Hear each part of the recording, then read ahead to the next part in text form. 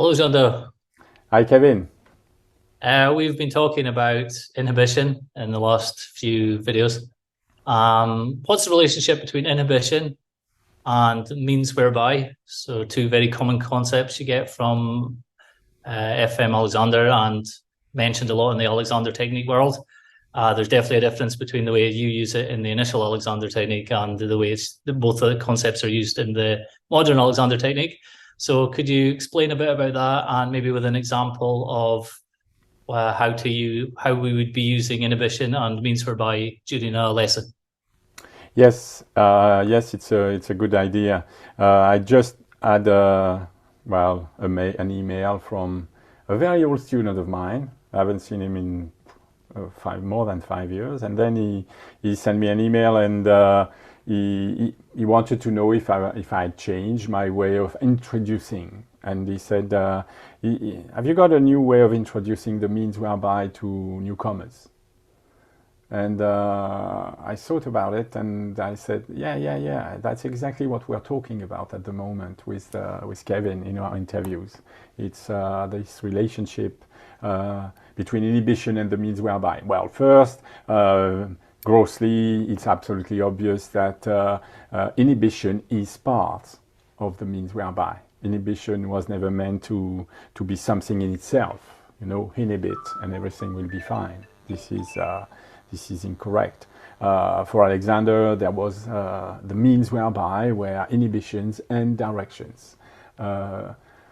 If you want to define directions, you must think of verbal orders of performance, while inhibition are verbal orders of, in fact, restriction, suppression of certain actions, certain movements. So I thought, well, yes, we are going to come back to that explanation, and I'm going to answer my pupil, my student, in the same way. How do I introduce the means whereby concept to newcomers? And so I have got a few images with a student that has started recently having lesson with me, and you're going to see how I introduce the means whereby, and so I will introduce inhibition and directions. Well, to start very slowly, I prefer to come back to an image we've seen during our last session. So I'm showing an image now where you see this part of constructive conscious control of the individual, the second book of Alexander. And here is simply stating, this again really means that in the application of my technique, the process of inhibition, that is, the act of refusing to respond to the primary desire to gain an end, becomes the act of responding, a volitionary act, to the conscious reasoned desire to employ the means whereby that end may be gained. And I understand that this sentence and the way it is written may not reach the audience. Most people will not understand exactly how a process of inhibition, that is an act of refusing to a primary desire, can be transformed or become the act of responding, a volitionary act, and you're supposed to perform something when there is a volitionary act, and perform something according to a conscious reasoned desire. And so, well, there is reason for people to set Alexander's books on the side and think, what is this all about? Yeah. So, in order to answer, very simply, like always, I'm going to take another part of his books. So this one, I've got one sentence, and because the sentence is quite long, or the little paragraph is quite long, I have divided the paragraph into 4 different pieces. And you are going to see how Alexander constructs his thinking. If we consider what happens between the receipt of a stimulus to lift the arm and the performance of the act, we shall see that a concerted activity takes place, which brings into play not only processes which most people are accustomed to regard as physical, but also the processes which they regard as mental. So this is from the use of the self. It's the first part, the evolution of a technique, and it's page 29. So Alexander considers that we stimulate ourselves, we talk to ourselves, or we receive stimulus from others, and these stimulus are stimulus to act. So in this case, he's taking the idea of lifting an arm. And he says that when you want to lift an arm, a concerted activity is taking place. It's very important that we make clear what is this idea of concerted activity in the process of performing an act. And so this is now the following part, the second part of the four parts of that are going to present that idea. Alexander says the result of the receipt of a stimulus to lift the arm is, as we all know, a mental conception of the act of lifting the arm. This conception being followed by another so-called mental process, that of giving or withholding consent to react to the stimulus to lift the arm. Well, when Alexander says, as we all know, you have to be careful. Very often, if something is known by everybody, there is no reason to just to stop and inquire what he's talking about. Well, I have found that when Alexander takes that sort of preliminary introduction, you have to be very careful that most of the time it's not the case. We all know that a mental conception of the act of lifting the arm is activated when we want to lift the arm. Certainly not. Most people do not realize that they have a certain conception of lifting the arm. It's only by constructing a very special experiment where the pupil is filmed and where I will ask the pupil to lift the arm that we will see that the mechanism of the arm is made of different parts, and there are many different ways to lift the arm, as you say.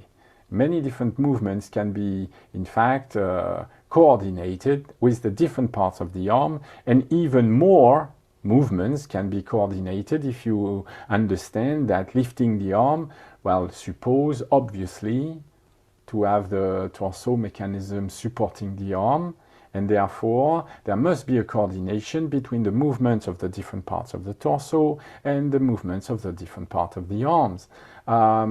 Most people have no clue about what they are doing when they are lifting an arm. They are just receiving an instruction to lift the arm. This is the stimulus.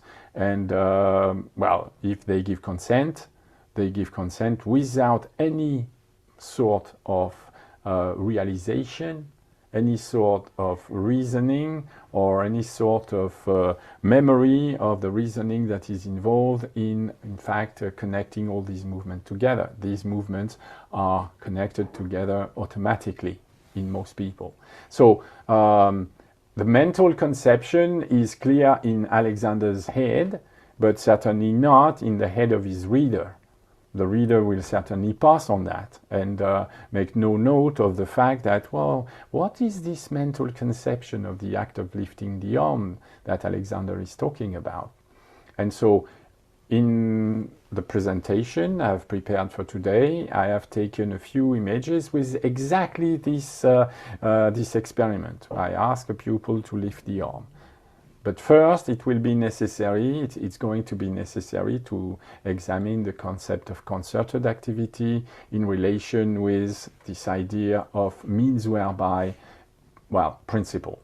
So let's continue with Alexander's sentence for the moment. The third part of the sentence is now on screen.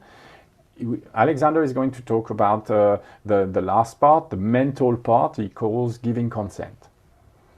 If this consent is withheld, the consent to lift the arm is withheld, the reaction which would result in a lifting of the arm is inhibited, and the arm is not lifted. If consent is given, the direction of the mechanisms required for the act of lifting the arm becomes operative, and messages are sent out which bring about the contraction of certain group of muscles and the relaxation of others, and the arm is lifted. Again, I can stop a second on this phase, because when consent is given, the reaction which would result in the lifting of the arm is inhibited, and the arm is not lifted. You must understand that this does not imply that the pupil is aware of what is inhibiting, that he is aware of what he would do if he was told to lift the arm. For him, lifting the arm is something that happens. It's something that he hasn't got any sort of intellectual reasoning about what sorts of coordination is better or worse in the act of lifting the arm. The person may lift the arm for years without knowing that his way of lifting the arm is, interfering with his breathing, is interfering with the lengthening of the back. I've seen so many teachers lifting the arm to put hands on and shortening the back that, it's absolutely obvious that the coordination of the movement of the arm is not linked up with the coordination of the movement of the different parts of the torso. And there we are going to enter the realm of the means whereby principle. So the direction of the mechanisms required for the act of lifting the arm is, as I've said, certainly not conscious. It's subconscious, in the sense that there is no reasoning attached to it. And that is the last part that Alexander is going to develop. This is the fourth part of the same sentence. And he says, but in this connection, giving consent or not to an act, in this connection, it is of the utmost importance to remember that in most people, their direction of the use of themselves is habitual and instinctive, so that once consent is given to react to the stimulus to perform a certain act, they will perform that act, as we say, instinctively. That is, without any reason conception of what direction of the use of the mechanism is required for its satisfactory performance. So, how do I introduce the concept of the means whereby? And therefore, thereby, how do I introduce inhibition? How do I introduce direction to a newcomer? This is the idea. Of course, the newcomer, I do not consider new modern Alexander teachers that are coming to have a lesson with me as understanding these concepts to start with. I consider them newcomers.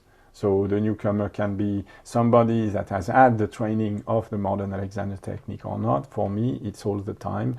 I consider that they are newcomers. And that's how I start the lesson with them. I make them understand that my understanding of the Alexander technique is very different from them. And if they are interested in discovering how I translate Alexander's books into procedures, they need to understand that we are going to leave aside for the moment their somatic training and the concept they have developed there. So for the moment, we have a newcomer. This is the photograph that is taken from a video recording of a session. And we have a person, and I've requested the person to stand. And I made it very clear that I wanted the person to stand with the back of the knees touching the front of the chair, so that we can ascertain exactly where is the pivot. Alexander is talking that there is a pivot, a fulcrum that we need to established, so the pivot is set, and as you can see over the video recording, there is a grid that is placed so that we can see where is the front of the ankle and how all the parts of the different mechanism. We have the mechanism of the leg, we have the mechanism of the torso, and we have the mechanism of the arm. Before asking the person to lift the arm, we are going to first establish what is the means whereby conception relating to readjustment, reeducation, and coordination, which is the idea behind all these lessons. So, when I look at the person, I have a certain understanding already that the pupil does not share. So we are going to observe and analyze the video together. So these images are, well, of course, taken from the session, but they are used during the session. They are used so that the pupil can start to see herself as I see her. And my understanding is, of course, permeating my observation. So I do not see directly, I see, well, with the mediation of different mental objects, different mental tools, which, for example, the grid is one. As you can see, there are, well, the person, you can see that we can make a first part from the ankle to the knee, then the knee to the trochanter, the knee to the, well, the hip region. Then we have the lower sternum spot that is marking the middle of the rib cage object, and then we go right up to the base of the spine. So there is already an idea, and we can observe how these different parts relate to the space orientation of the person. So of course the person is standing, and we can see what is forward of the front of the ankle, what is backward. The first thing that you notice when you observe this is that the head of the person is not forward, is not leading. The person is standing, and what is leading is apparently the abdominal part. The person has the abdomen forward. This is not an insult, this is just a geometrical observation that is coming from the way the person is standing. That's the person is always standing like this. With this realization that the head is further back than the abdomen, we see, yes, that the abdomen is the frontmost part, so the person is meeting the world with the abdomen forward. Yeah, and with that, we are going to see that there is a particular shape. Of course, the chest is lifted backward. The person is lifting the chest back, and when you lift the chest back in this way with the abdomen forward, of course you are shortening the back and you're pulling the head back. Yes, you're not pulling the head back by some muscle off the neck, really pulling back. No, it's just the consequence of having the upper thoracic spine that far back relatively to the middle thoracic spine.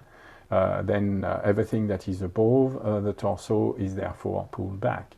So the means whereby is concept or principle is this idea that in order to obtain this act, this gesture, if you want, or this, some people call it a posture, we must understand that this posture is constructed with a series of, well, simultaneous movements. So we can see that I will discuss with the person this idea that in order to obtain that shape, it's absolutely necessary to pull the back forward, to have the upper torso come back, and to have, of course, the lower part of the spine pull backward. So the spine has a certain shape, and that shape is not congenital. It's not, it's something the person is doing. Subconsciously. I am not saying that the person wants to do that, or that the person understands that she's doing this sort of coordination of movement that results in that posture. I'm not insulting the person. I'm just saying that apparently training, somatic training, has done nothing to change the way she's organizing her back. At the moment, she may have thought of lengthening the back, and she may have received somatic verbal communication to that end, to this idea of being free and lifting and having the neck free, having the head forward. She knows all this, but when we look very simply at her way of standing, well, it's absolutely clear that she's still directing a series of movements that are leading to a shortening of the back, a pull of the neck, and the head being pulled back in space. Yeah. So everything she's learned with the modern Alexander technique has certainly registered intellectually, but the combined activity of linking up what you understand, what you want, and the actions that you're performing has not, been fruitful, apparently. Yeah. So she discovered that she's not really progressing, that her balance is still very, very insecure, physical balance and mental balance. And so she decided to test and see what I was teaching. So this is the first part, the first two parts. We start to look at what we see, and we start to, provide a kind of explanation. It's very important that the person start to have something to reason with, to reason out what are the acts that are leading, the means whereby that are leading to a way of standing. And so in the means whereby conception, it is clear that we link up this kind of organization of the movements with, preference, what she likes, what she dislikes. She likes to be free, she likes to be moving. Yeah, that's what she likes. That's her guidance at the moment. She's guiding herself with her sensory appreciation and with concepts that have not been really analyzed properly. So when we continue with the means whereby conception, it becomes necessary for the person to get a grasp on the different movement she's performing. And in order to grasp a situation and grasp the idea of readjustment, I start to indicate what I call anatomical landmarks. So there is one, for example, that is shown here. We see that I ask the person to place the palm of the right hand just below the lower sternum spot. The sternum is a bone that is making the very center of the front of the rib cage, and I want the person to start to discover what we mean by lifting the rib cage in a proper way. And so lifting the rib cage in a proper way can be easily represented geometrically. You just need to have the lower sternum spot indicated, so the person knows where the lower sternum spot is. And I asked her in standing, what does she think? Where is the top of the sternum spot? Well, between two spots you can make a line, and so I have indicated on this picture where is the sternum line. The sternum line joins the lower sternum spot and the higher sternum spot. And it's absolutely obvious, and it will be obvious for the pupil when she watched the video with me, that she is directing that line backward at the top. She's in fact moving the rib cage in a certain way, and we can start to observe this with words. We can have a very definite reading. It's absolutely explicit. We know that she is lifting the rib cage, and that lifting the rib cage is shortening her back. Mechanically, this is easy to demonstrate, easy to understand. So I start to discuss with the person different bony spots, different parts of the anatomical structure that we can pinpoint And from the moment you start to have pinpointed spots, it's possible to create geometrical order, geometrical meaning. So for example, we have the sternum line, but then I ask the person to conceive a new line. When you say you conceive a new line, you must understand that a line is a mental tool that has no existence. It only exists because you can tell a story about it. And with words, you can, of course, objectivate what we are talking about when in fact there is no reality.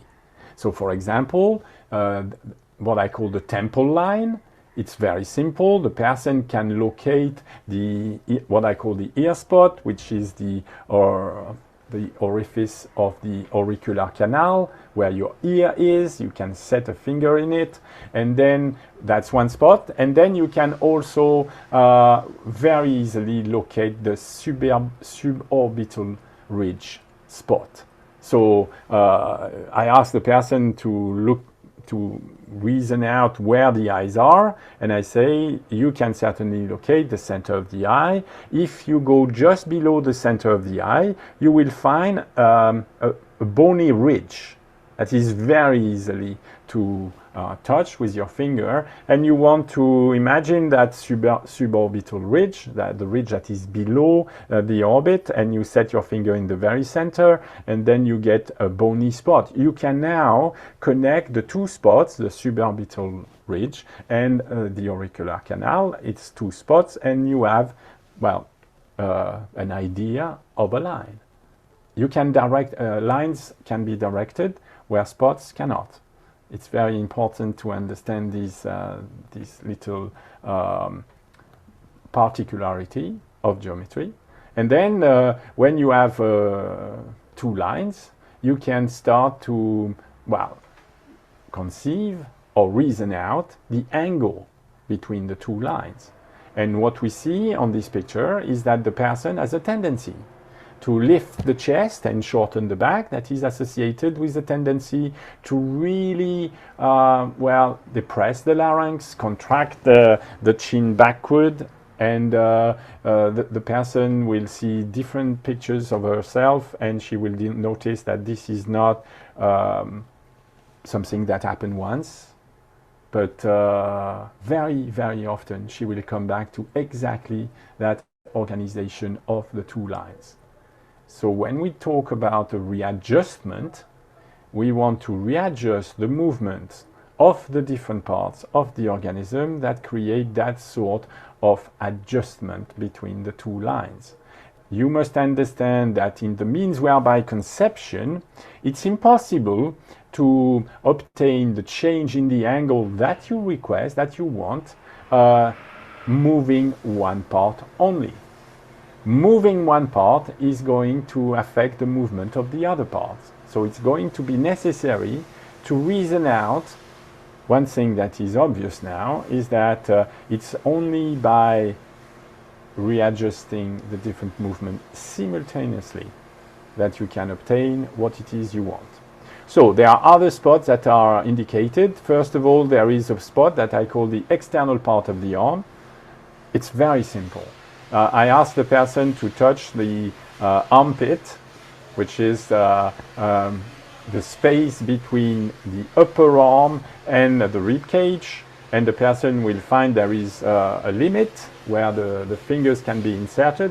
You can go a certain way but up, but then you are stopped by the tendon of the latissimus dorsi that is going through from the back into the front of the arm, and so it's going to stop your finger. So you have the armpit now and the internal part of the arm. What I call the external part of the arm is just a spot on the external part of the arm that is at the same height as the armpit height. And so we have the most external part of the arm, green, and we have another one. It's the most external part of the leg. I'm going to ask the person to palpate and discover where is the trochanter. The trochanter is a part of the femur bone, and it's the most external part of it. And as we want to support the torso with the arm and legs, it's going to be necessary to understand how to organize the mechanism of the arms and legs relatively to the coordination of the torso. In that case, I just had another spot that is absolutely easy for the person to locate. It's the tip of the elbow. That's how we discuss the means whereby conception. There are certain movements of these parts that are conducive to wrong conditions of functioning.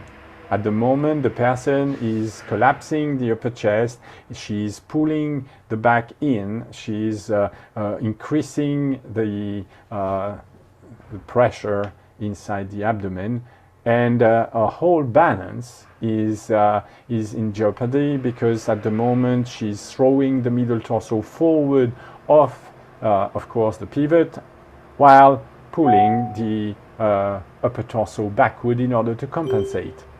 So we can imagine that she's very young, that this is not a very dangerous today, but we cannot imagine that these conditions are going to improve. These conditions are not going to improve, and that if she's organizing the movements of the different parts in such a way when she's young, imagine 10 years or 20 years on, that is going to create an enormous load on our functioning.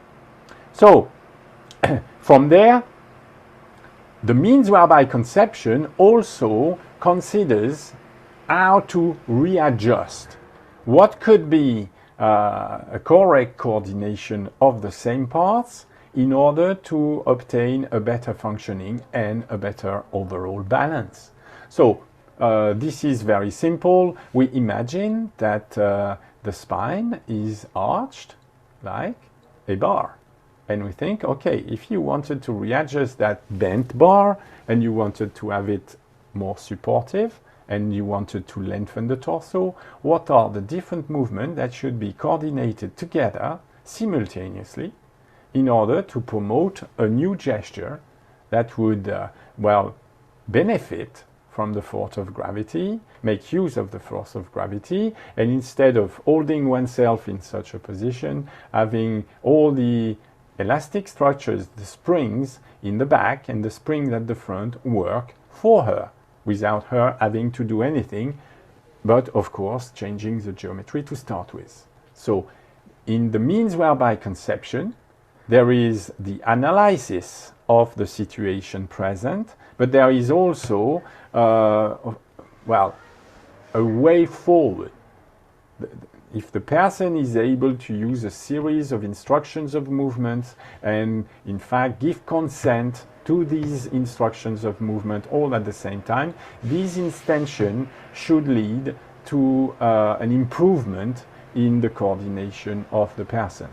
So that is the very important part in the means whereby conception, is that the same system that is used to analyze wrong coordination, wrong directions, wrong reasoning, if you want, or wrong pre-intellectual conception of movements, we use exactly the same to understand what should be the readjustment. And so the first attempt at the person, after all these explanations, I said to the person, yes, you could move the lower sternum backward at the same time as you would move the upper torso forward. So the upper torso is connected with the mechanism of the arm. So it's possible to direct the movement of the mechanism of the arm in order to direct, I would say indirectly, the movement of the upper torso in opposition to the movement of the middle torso. If you can oppose the movement, for example, of the hand placed on the lower sternum spot and the front of the lower rib cage to the movement of the arm and elbow forward, you must understand that reasonably this should change the shape of the back. We should obtain a lengthening of the back, because suddenly, of course, if the middle torso is going back and the upper torso is going forward, It's the whole formula used by Alexander. Back, back, upper torso come forward. Well, then you get a lengthening of the back. This is what we could expect. We don't know for the moment, but the student, the newcomer, does not know this. But well, why not experiment with it? Why not experiment with this idea of refusing to give consent to certain movement and making sure to give consent to other movements? This is the basis of the means whereby conception. So the person is going to perform a first readjustment on her own, and there are things that are appearing, of course. We see that for the moment nothing has changed, or very little has changed. When you see the angle, between the direction of the temple line and the direction of the sternum line, well, it's still mostly the same, but it's undeniable that as the arms are further forward than the rib cage, it's undeniable that there has been a change in the shortening of the back. But there is some movements that we suddenly discover, is that when the person is lifting the rib cage, well, yes, you must understand that when you are I said the person was lifting the rib cage and shortening the back. So for me, lifting the rib cage and shortening the back means that you lift the front, but you're in fact collapsing the back. So the lifting is not effective. The lifting of the rib cage is really perceived as the person as a lifting of the rib cage, but from a geometrical point of view, from an observer point of view, there is no lifting of the rib cage. You must understand that the support for the rib cage is the spine. If the spine is bent and the spine supports the rib cage, therefore the rib cage is in fact going downward. So the appearance for the person is that she's lifting the rib cage. In fact, she is not. But when suddenly she's changing the shape of the torso, well, the spine is seen to lengthen. Therefore, the rib cage is suspended higher. And when the rib cage is suspended higher, what we see is that that movement of the rib cage going up is associated with a movement of the mechanism of the arm going up. And so you must understand that the main muscles that are connecting the arm with the torso are also connecting the arm with the head. And these are the muscles of the shoulder that are attached to the head. Most of the time we call them muscles of the neck. And in that case, it's absolutely obvious that while the person is lengthening the back, the person is in fact shortening the neck. The person is hunching the shoulders. And so there are well-wanted, interesting consequences into the readjustment of the mechanism of the torso relatively to the mechanism of the arms, but some of them are absolutely not what we want.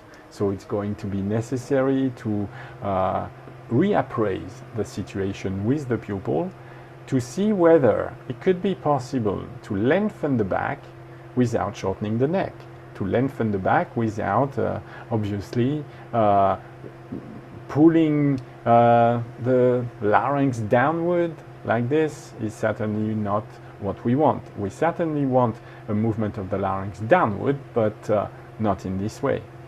So a second part of the means whereby principles comes into view. And so, I'm going to ask the person to see whether it could be possible to lengthen the back, that is to organize the movement of the middle torso backward relatively to the movement of the lower and upper torso, the upper torso being connected with the arm, without lifting the shoulders. Because at the moment it seems that that's what was happening. So this is where we come to the stimulus. I ask the person to direct the movement of the wrist spot. So the wrist spot is just inside of the arm, between the palm of the hand and the forearm. You can draw a line a line between the palm of the forearm and the lower arm, and you can find the center of that line, and the center of that line is a spot, of course, and that spot I will call the base of the palm. And so base of the palm or wrist spot. And I will ask the person to move the rib spot back. As you can see, the rib spot is placed on the lower torso, on the front of the pelvis. And so it's obvious that if the person is moving the wrist back, well, she must move the lower torso backward, because they are connected with each other. And so now that we have ascertained the position of the hand, I'm going to ask the person to touch the lowest ribs on the side of the torso with the tip of the thumb. It's a very clear movement in which, of course, the person has to lift the thumb, has to lift the arm if you want, yes.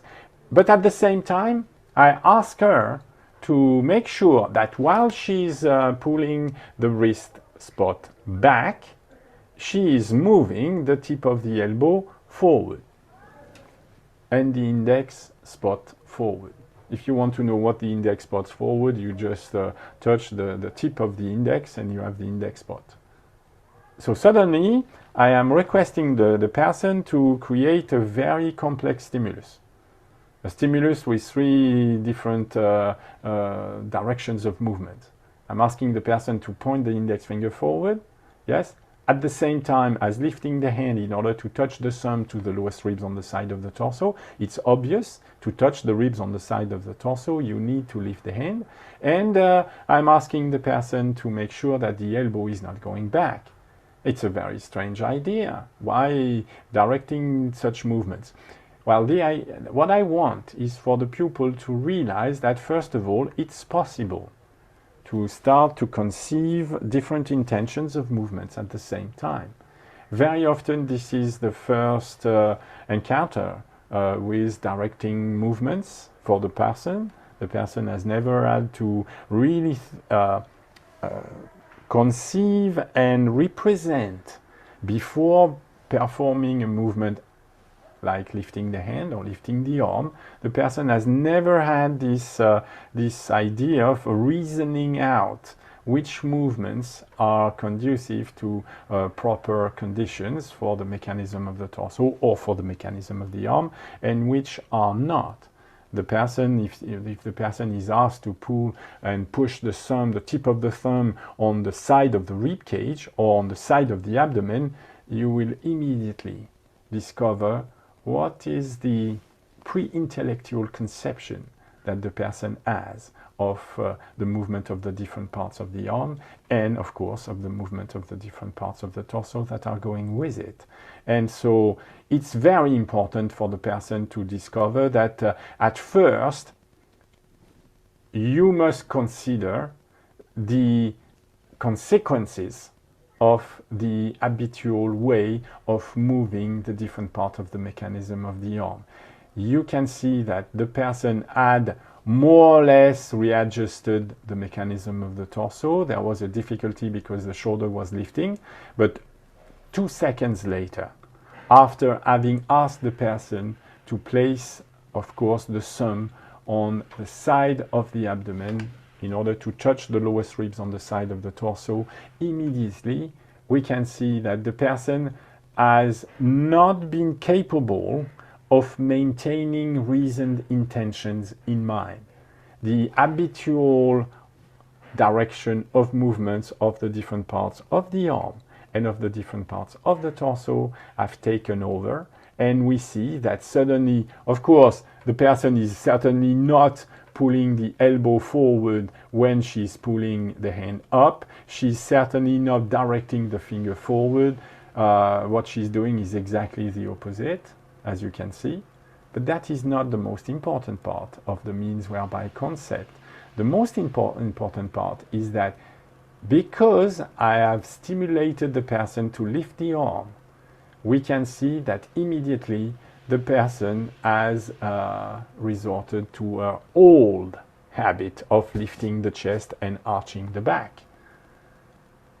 So everything she's gained before has been lost in 1 second. 1 second, because the directions of the movement of the different parts of the mechanism is subconscious, is not conscious. And so I'm not trying to catch the person unaware. I'm just showing what we can see. And I explain to the person that, yes, she's lifting the rib cage unduly at the front, she's arching the back, and that is associated with the movement of the elbow and upper arm, of course. I make her understand the connection. If the shoulder goes back, the upper torso has a tendency to be pushed backward. Therefore, nothing will inhibit the movement of the lower sternum going forward. It's a postural compensation. But at the same time, I will show to the person that there was some sense in the instruction that were given, directing the fingers forward and directing the wrist back. And she will discover that she has a tendency to try and find ways in which she will, well, perform the action that are requested of her, but by using a bending of the wrist that we call flexing and not extending, a bending of the elbow in the same way, and a sort of shortening at the muscle that are connecting the upper arm with the shoulder blade, that are making a very narrow upper back. So we have a narrow upper back, a narrow middle back, yeah, and these narrowing of the back cannot be separated by a way of moving the different parts of the arm. So I will ask her to change the direction of the wrist, and at first, let me tell you, it took some time for her to understand the only way to perform the action that I was requesting was to direct the wrist backward, yes, as requested, but the only way was to direct the wrist down. You must understand the difficulty. The person is requested to lift the hand, to lift the arm. And when the person thinks of lifting the arm, well, she's thinking of lifting nearly every part. She's lifting the wrist, she's lifting the fingers. That explains our difficulty to comply with the instruction which was to pull the index forward. She's lifting the elbows and she's lifting the arm. I want her to realize that she's lifting the arm. I want her to analyze this idea of lifting the arm with the means whereby concept. With the means whereby concept, she must understand that it could be possible to lift the thumb and pull the wrist down, lift the thumb and the arm while the elbow is going down. So in her mind, this is going to at first make a difficulty. Is it possible to lift the thumb without lifting the shoulder? Is it possible to lift the thumb without lifting the elbows? Well, it is, but you have to understand that certain movements, certain definite movements are absolutely necessary. She never envisioned such thing. And suddenly, well, she is confronted with this idea of reason coordination of movements. And so, more and more, we can see that after 20 minutes of discussing these movements, the same person was standing here and starting to lift the hand in a certain way. Then we discussed that the possibility of moving the lower torso backward with the lower part of the rib cage back. Therefore, she was requested to lift the arm in order to set the thumb on the side of the torso. And she suddenly realizes on screen what is the effect of having all these movements coordinated together. And she's certainly not in the same organization as when she started.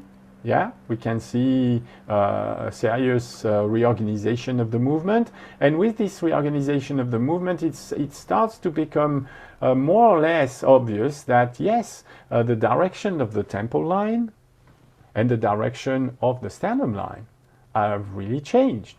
In the upright position, we start to see something that is, recognizable. It's not perfect. The 90-degree angle is not yet there, but she is much closer to it than she was when she started.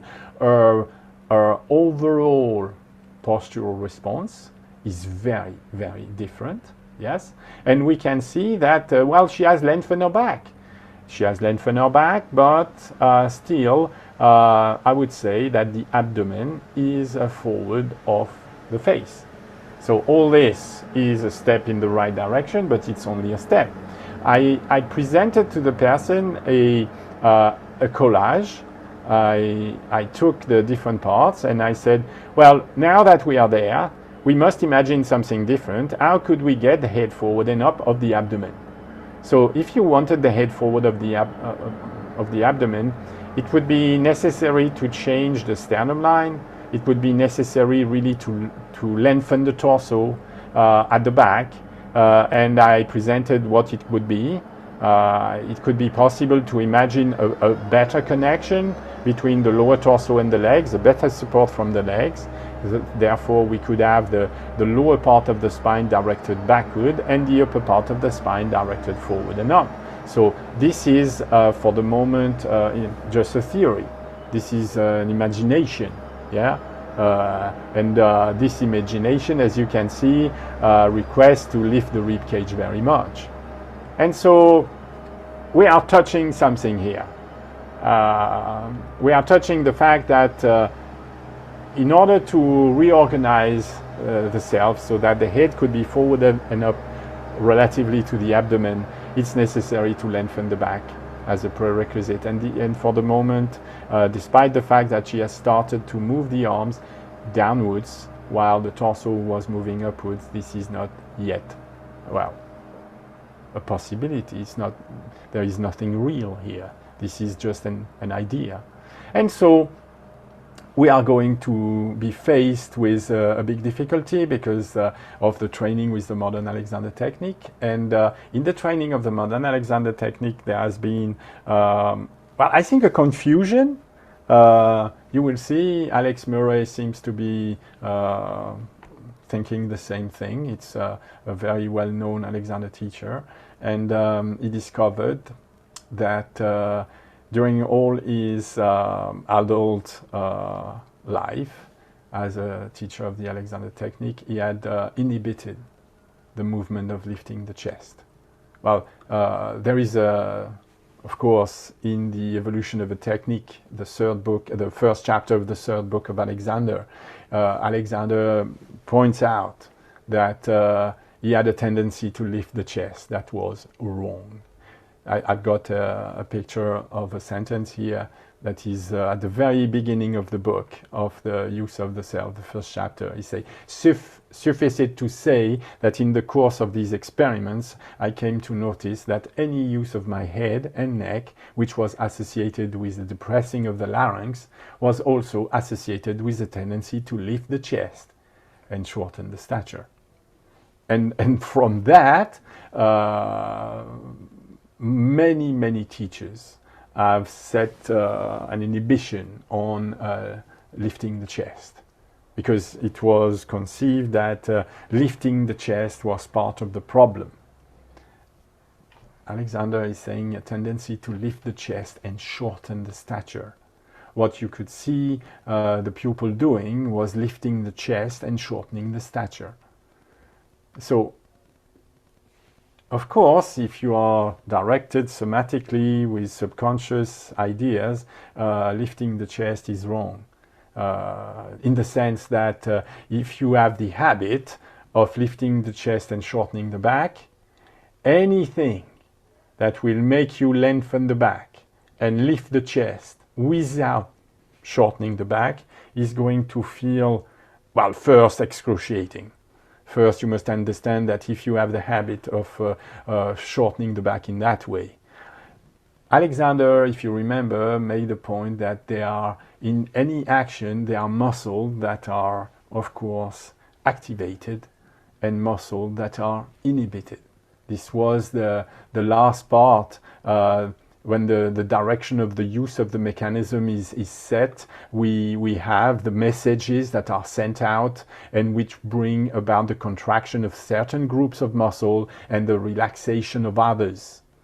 So this contraction of certain group of muscles and the relaxation of others gives a pattern, or what we would call conditions, where you, have contracted some muscles for so long that it's going to be tough to stop contracting them, that's for sure. But also, if you have released other muscle indefinitely, to bring them back into action is not going to be so easy. It's going to feel very, very strange. And so this is the passage from Frederick Matthias Alexander, in his own words and the words of others who knew him. It's the last book of Alex Murray. And he says, at the end of the book, there is a very interesting passage. Alex Murray is a musician, he's playing the flute, and of course he was bound to experiment with breathing and the Alexander technique. And at the end of his, when he was, I think he wrote this book, he was already more than 70 something, and he says that he started to play with breathing in. The Alexander technique has an idea that if you breathe out properly, the breathing in will take care of itself. Well, in this example, Alex Murray experiments with something completely different. Listen to that. As an experiment, I did a whispered R, then at the end allowed the breath to return, making the same sound R on the in-breath. I was astonished that more came in than I had exhaled. But the most astonishing event was the movement of an expansion of my upper thorax. I then thought back to my early Alexander technique lessons. I had been told not to lift the chest. This instruction I had so successfully maintained that I had immobilized my upper ribs and consequently limited thoracic mobility and potential capacity. I performed the same routine with my flute at the ready and found I could play the Debussy solo with breath to spare. This was a moment of enlightenment. I then remembered that in 1900, FM had first described his method as full chest breathing. I had rediscovered his method. I want to stress the fact that this idea of inhibiting an idea can have dire consequences. You can spend your whole Alexander technique professional life restricting the movement and expansion of the upper thorax. The problem Alexander is pointing out is not lifting the chest. It's lifting the chest and shortening the back. So let's have a look at the same pupil, that time seen from the front. As you can see, this time she's using more spots. Of course, she's got the external part of the arm. She's got the tip of the elbow spelled out for her. She's got the base of the palm or the wrist spot spelled out explicitly presented, and I'm requesting her to make use of these instructions. These are not somatic instructions of directions. These are explicit directions of movement.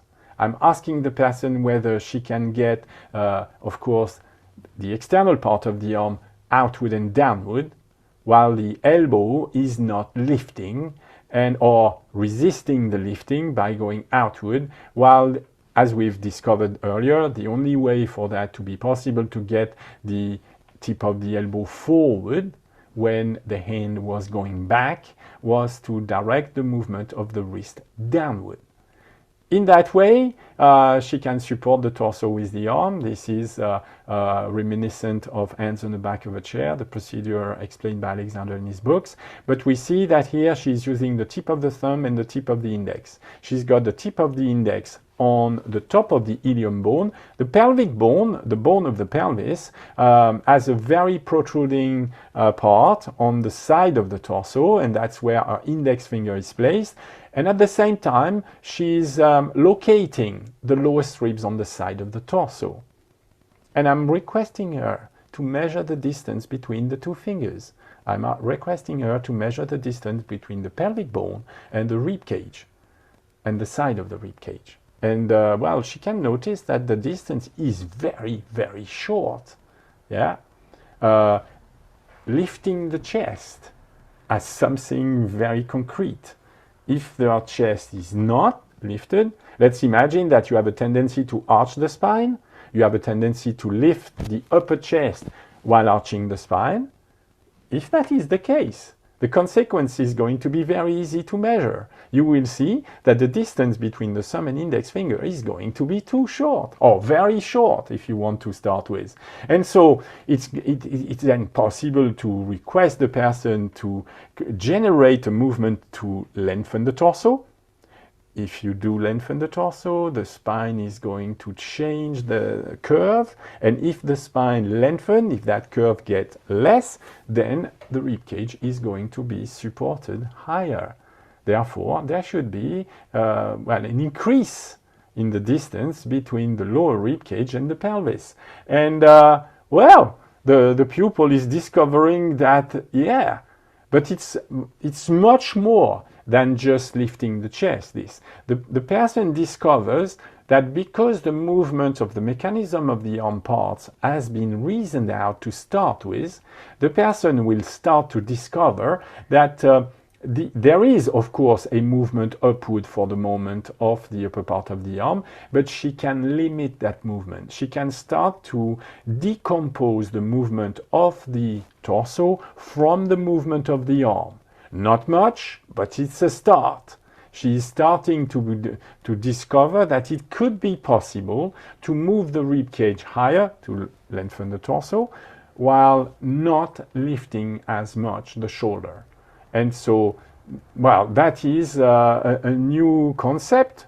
That person had the same indication not to lift the chest. It was wrong to lift the chest in the modern Alexander technique. And while she's discovering that provided some explicit directions of movement, she could well lift the chest without shortening the back. She could lift the chest and lengthen the back, and lift the chest and make sure that the back is going back instead of going forward. So this is just the start.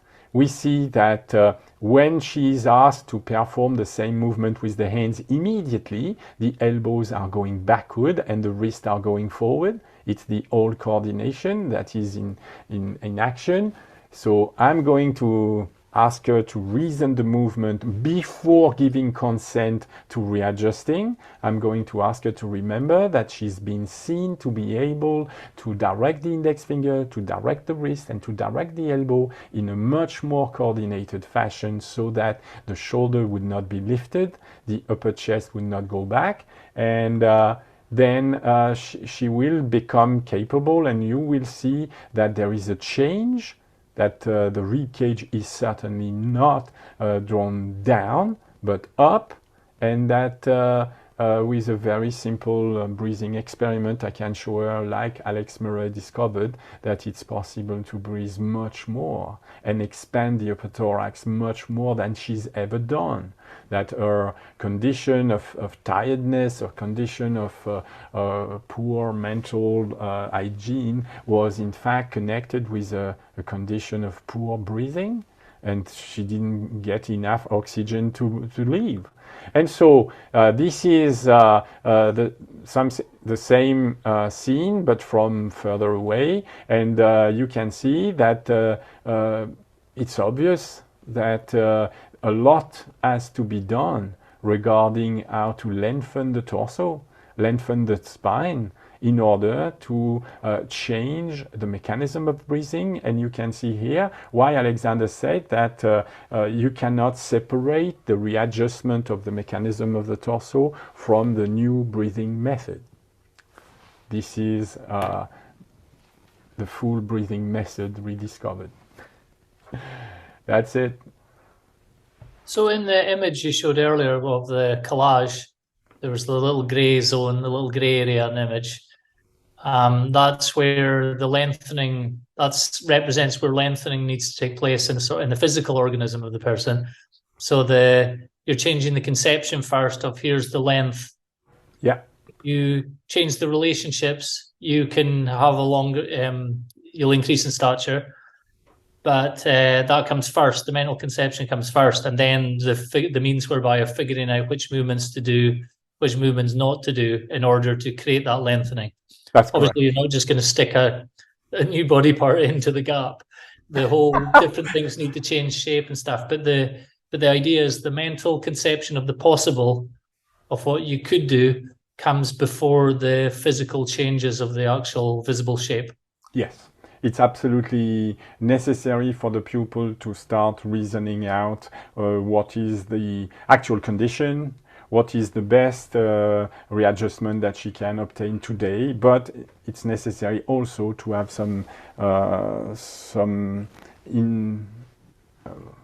how would you call that? Something to project our decisions. Because that person will be requested to take a lot of decisions and to stick to these decisions. These decisions are going to be are going to feel very wrong, are going to feel very nasty, very strenuous. So she needs something to get a grab on and say, okay, I am going to go that way. I understand why I'm going to go that way. I'm going to understand why I have to make every effort. And I can accept every effort as long as I know where I'm going. And so, yes, it's absolutely necessary for the person to have some idea of what is the possible future. It's a technique that is, when we say it's a technique of prevention, that we don't want some movements to happen, well, of course, it's clear that we want to we want to inhibit a wrong performance. Yes, but you must find some form of stimulation, some form of incentive, because it's a difficult task. It's not easy. It's not something that is going to fall in your plate. It's something you'll have to fight your own habits of mind, of wanting to be cozy, wanting to be nice, wanting to stay in your same feeling environment, in your comfort zone. Wow, you need to I need to bring to the students something to positively encounter the future. So yes, the model is absolutely necessary. The pupil must understand where we want her to go. Yeah, I do not lead people by the nose. I do not say, well, yes, it's going to come. You will see. No. I say to pupil, what we are looking for could be possible. This is reasoned out. But if I consider your shape for the moment, that shape is not tall enough to perform what we want. It's absolutely necessary to understand that we have to lift the chest. It's not easy. It's going to feel absolutely strange. It's going to and also there is a notion of effort that is going to come. Why should I make these efforts? I've made efforts in the past. It never gave me anything. So it's necessary to help the pupil pass that barrier, that sensory. This sensory appreciation thing is a barrier. It's something that will keep you where you are at the moment. If you want to pass the barrier, you need some munition, some some clear ideas of why you're doing this, what is the outcome that you're seeking, and you have to start to realize that it's possible. But you have to make changes.